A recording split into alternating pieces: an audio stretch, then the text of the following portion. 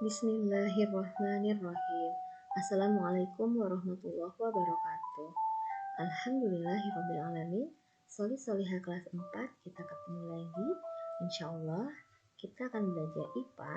Temanya masih tema keempat, berbagai pekerjaan. Materinya melestarikan hutan dan mengolah sampah. Baik, sebelum kita lanjut, kita baca basmalah bersama-sama. Bismillahirrahmanirrahim. KD-nya sama 3.8, menjelaskan pentingnya upaya keseimbangan dan pelestarian sumber daya alam di lingkungannya. Dan materi yang akan kita pelajari, melestarikan hutan dan mengolah sampah. Kita simak satu persatu ya. Melestarikan hutan. Solihah, perhatikan kenampakan hutan Kalimantan di bawah ini. Warna hijau menunjukkan adanya pohon dan warna putih menunjukkan hutan yang gundul. Kita dapat melihat dari tahun ke tahun bagian yang berwarna hijaunya semakin berkurang. Pada tahun 1950, hutan Kalimantan masih sangat bagus dan masih utuh keberadaannya. Terlihat dari bagian yang berwarna hijau yang menutupi hampir seluruh pulau Kalimantan. Namun dari tahun ke tahun terus berkurang jumlah pohonnya. Hingga tahun 2020, hutan Kalimantan sudah setengahnya lebih telah diolah dan rusak. Padahal hutan Kalimantan merupakan paru-paru dunia. Selain sebagai sumber oksigen, hutan juga memiliki sumber daya alam yang sangat menguntungkan bagi manusia. Dengan demikian, keberadaannya harus kita lestarikan. Bila hutan terus-menerus dirusak, akan mengakibatkan 1. Oksigen menipis. 2. Mudah timbul bencana seperti banjir dan tanah longsor. 3. Cuaca menjadi tidak menentu. 4. Sulit mendapatkan sumber daya alam seperti kayu, rotan, dan lain-lain. Karena itu, kita harus dapat menjaga kelestarian hutan dengan cara 1. Melakukan penghijauan dan reboisasi. Apa ya bedanya penghijauan dan reboisasi? Kalau penghijauan yaitu menanam tanaman di sekitar kita, seperti di sekitar rumah atau di sekitar sekolah. Sedangkan reboisasi yaitu menanami kembali hutan yang gundul. Cara yang kedua, melakukan tebang pilih, yaitu dengan cara memilih pohon-pohon yang usianya tua untuk ditebang. Sedangkan pohon-pohon yang usianya masih muda harus tetap dibiarkan tumbuh di hutan. Kemudian cara yang ketiga, menggunakan sumber daya alam hutan sehemat mungkin. Jadi pohon yang ada di hutan jangan semuanya ditebang, tapi seperti tadi sisakan pohon-pohon yang usianya masih muda supaya hutannya tidak gundul. Nah, yang berikutnya mengolah sampah. Mengapa sampah harus diolah? Sampah dapat mencemari lingkungan dan dapat mengganggu kesehatan manusia. Karena itu, kita harus mengolahnya untuk menjaga kebersihan lingkungan dan mengurangi dampak buruknya. Sampah yang diolah juga dapat memiliki nilai jual yang bermanfaat bagi kita.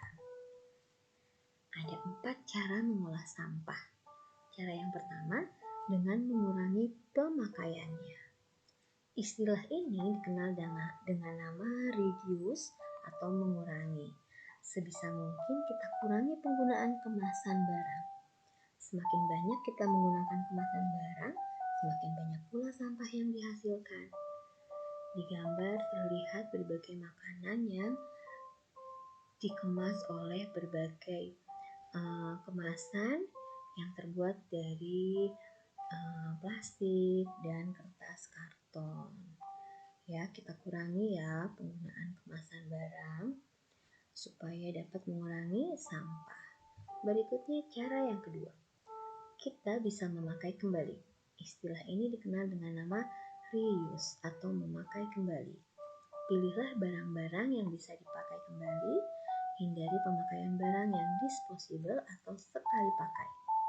Hal ini dapat memperpanjang waktu pemakaian barang sebelum menjadi sampah. Perhatikan gambarnya, ada masker yang terbuat dari kain, jadi maskernya dapat dicuci lalu digunakan kembali. Lalu gunakan lap untuk mengeringkan barang-barang yang ada di rumah. Dan gunakan sapu tangan supaya dapat mengurangi penggunaan tisu yang hanya sekali pakai. Berikutnya, cara yang ketiga, mendaur ulang sampah. Istilah ini dikenal dengan recycle atau mendaur ulang. Barang-barang yang sudah tidak dipakai dapat didaur ulang. Tidak semua barang dapat didaur ulang. Namun saat ini banyak industri yang memanfaatkan sampah menjadi barang lain dan kembali berguna. Seperti terlihat di gambar, ada tas yang terbuat dari kemasan bekas makanan, kemudian ada pot yang terbuat dari botol bekas. Dan cara yang berikutnya yaitu cara yang keempat, mengganti ulang. Istilah ini dikenal dengan replace atau mengganti. Teliti barang yang kita pakai sehari-hari. Gantilah barang-barang yang hanya dipakai sekali dengan barang yang lebih tahan lama. Telitilah agar kita hanya memakai barang yang lebih ramah lingkungan. Misalnya, ganti kantong kresek dengan tas belanjaan. Seperti terlihat di gambar, ya, kalau kita menggunakan kantong kresek, kita menambah sampah plastik di sekitar kita. Tapi gantilah penggunaan kantong kresek dengan tas belanjaan supaya mengurangi sampah plastik. Kantong belanjaan atau tas belanjaan juga dapat muat banyak ya. Jadi akan semakin hemat ya. Ya anak-anak, alhamdulillah materi untuk hari ini sudah selesai dan materi ini merupakan materi terakhir di semester 1. Alhamdulillahirrahmanirrahim, semoga apa yang disampaikan dapat difahami dan semoga mendapatkan ilmu yang bermanfaat. Mohon maaf atas segala kekurangannya. Jazakumullah khairan katsira. Wassalamualaikum warahmatullahi wabarakatuh.